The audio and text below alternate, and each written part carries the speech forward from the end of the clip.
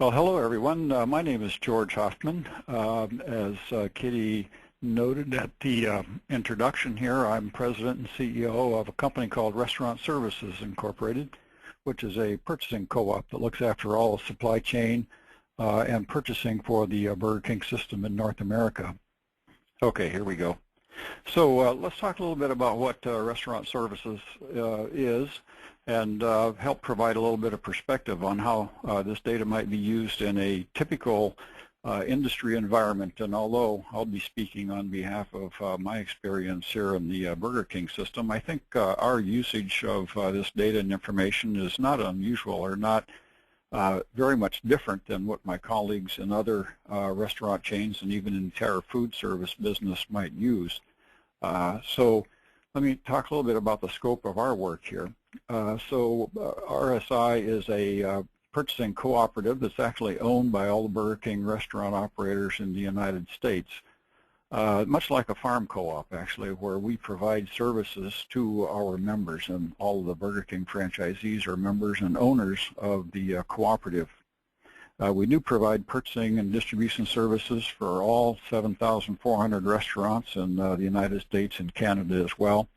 And although we're a separate corporation with a separate name, we do have a formal operating agreement with our brand owner, Burger King Corporation, whereby we provide these services according to certain rules of the road. It's important as we talk about utilization of data and how we manage the supply chain. So Burger King Corporation, as the brand owner, defines all the brand standards, brand attributes of its products, including the specification of products, the composition of products, ultimately the suppliers and approval of all the distributors to the system.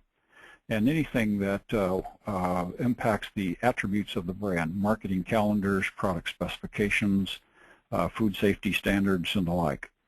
So anything that the corporation would require of its franchisees, RSI in turn has the obligation as its purchasing agent to buy all those things for our members, for all the restaurant operators, and that is a wide range of products, including food and packaging, but beyond that to include equipment, facilities, uniforms, toys and promotion items, distribution services, and also all the supply chain and inventory management of all those products to the end users at the restaurant. So bottom line, our mission statement is fairly clear, and that is our job is to ensure supply at the best cost of all the products and services that Burger King requires of its franchisees.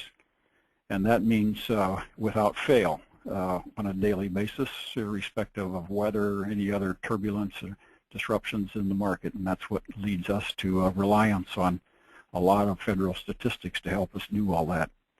So the scope of our work here, we look at purchasing about $2.6 billion worth of products for our restaurants. Here's a makeup of what those product categories are. You see the majority of our purchases are actually not surprisingly, in beef and other proteins. As home of the Whopper, 20% of the cost of goods is in beef.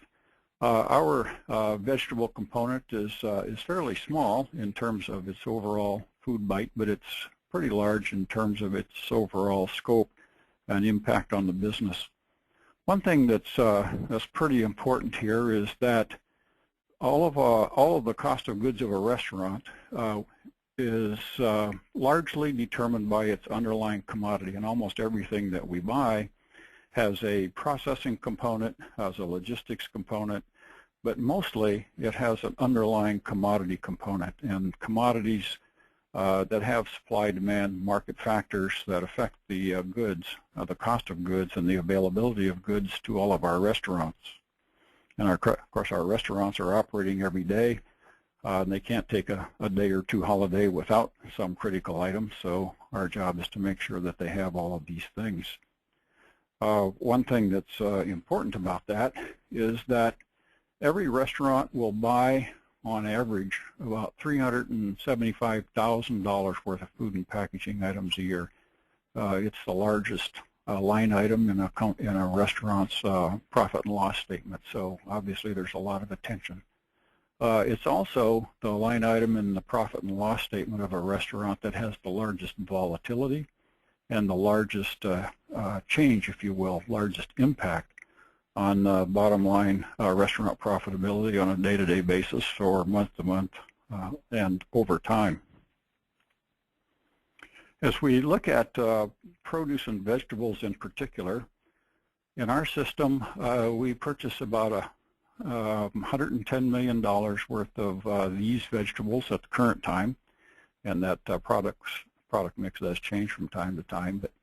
But we are heavy users of fresh tomatoes, fresh head lettuce, pickles that go into cucumbers, whole onions, and a number of other products. We use about $100,000 worth of fresh tomatoes a day and $100,000 of fresh lettuce per day. So it's a pretty good ongoing stream of product.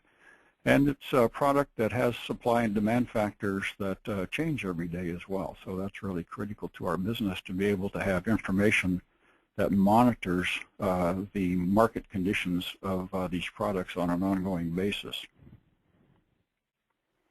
On the fruit side, not so much as vegetables, but nevertheless, orange juice, strawberry, banana, mango, apple juice, raspberry are components of many of our drink categories, and it still works out to be a fairly large component. We buy about $38 million worth of those products on an annual basis, wide variety of products. As we talk about utilization of data, what I would consider here is that we look at data, or we would look at utilization data in two categories. One in terms of market analysis and supply chain planning, and then we'll speak a little bit later on here about ongoing supply chain management and contract management. But before we do purchasing and before we apply contracts, we do pretty fundamental market analysis and go through supply chain planning. That is an analysis for any particular ingredient, whether it's the tomato market or head lettuce or anything else. We develop purchasing strategies, and those purchasing strategies look at various fundamentals of the industry itself.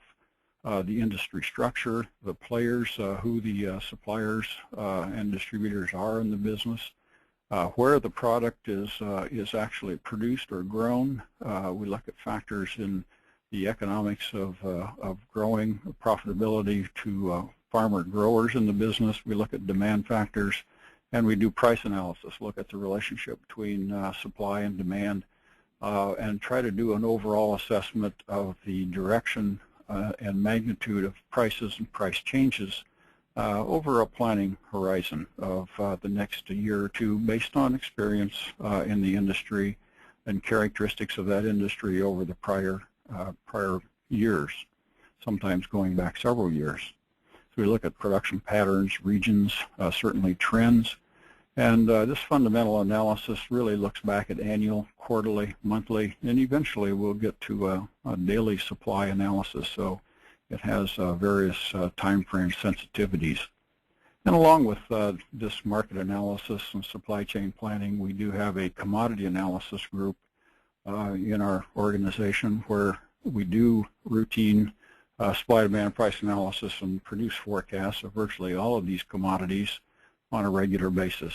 We make monthly forecasts of all of our ingredients and our underlying commodities that go out to 12 to 18 months and refresh those forecasts on at least a monthly basis, if not more often than that. So once we do a market analysis in the structure as part of putting together a purchasing strategy, the data that goes into those analyses are what you might expect. Typically very heavily dependent on USDA, NAS, supply, demand, and price data as essential. Vegetable annual summary report, monthly crop production reports, monthly agricultural prices reports, weekly and monthly cold storage, North American potatoes, which is an important commodity for us, and non-citrus fruits and nuts reports. So heavy reliance on NAS reports here in terms of doing this fundamental market structure and industry analysis. Once we do a purchasing strategy that looks at the industry and the long-term direction of an industry, we get down to actually contracting with suppliers for these products.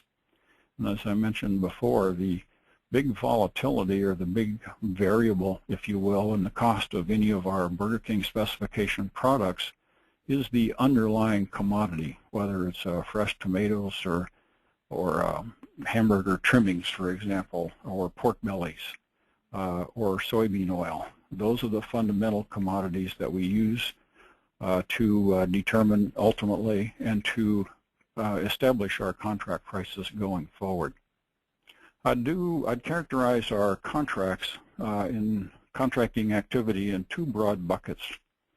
One would be what we call fixed price contracting for a period of time. It could be as short as a month, maybe as long as a quarter, or even annual fixed prices. Obviously, for any of our products that have underlying commodities that are very volatile, a supplier is very reluctant to establish a fixed price unless they have some opportunities to hedge the raw materials of those commodities going forward.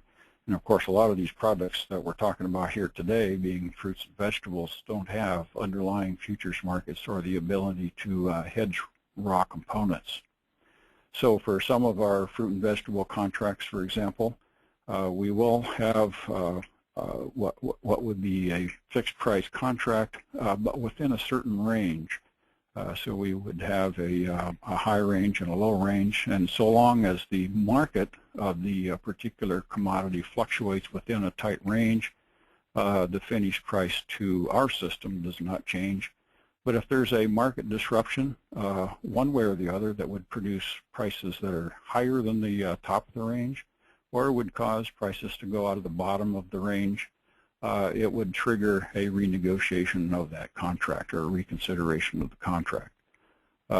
Such a disruption might be, for example, a freeze of the tomato harvest in Florida, for example, that would cause a severe shortage of tomatoes and then drive prices much higher than what a fixed contract might provide for. In this work, we do benchmark against established information and take into consideration crop production, cold storage, agricultural prices reports for benchmarking what would be a reasonable market condition for pricing. The other approach is to look at what I call formula contract pricing, and that is for all of the products that fluctuate even on a daily basis, that we will negotiate an agreement with the supplier that that fixes some of the processing components, logistics components, and the packaging components, and leaves the commodity component to fluctuate even on a daily basis. So what would be very typical for us, for example, in a tomato contract, is to price even on the basis of daily prices. For example, right now for some of our contracts, we are adjusting our tomato prices for restaurant purchases in the following week to reflect daily average prices of the market during the 5 weeks or 5 days prior to the end of the week. So every Friday we'd adjust prices for the week going forward that reflects what the actual market place is for the last week. And for that, we rely heavily on the USDA AMS daily market news reports. And that's a critical source of information for really what's going on in the underlying market. So why such a reliance on these USDA reports? So there's several reasons why USDA is uniquely positioned, or other federal agencies as well, for producing supply, demand, price, import, export, trade information on all of these commodities. And that is that they are independent and unbiased. This is critically important. The data is reliable and it's consistent, and most importantly, it's acceptable to both the buyer and the seller for benchmarking market prices. That means that if the buyer is satisfied to use an AMS market quote as being reflective of market, and the seller is also acceptable to use that as a benchmark. There's a confidence there that those prices are fair and balanced. They do reflect the conditions in the marketplace. They're not biased in favor of either buyers or sellers. And even though a system like Burger King, for example, is a huge buyer in some of these markets, we're not so large that we can dominate the marketplace, and that fundamental supply and demand conditions still prevail.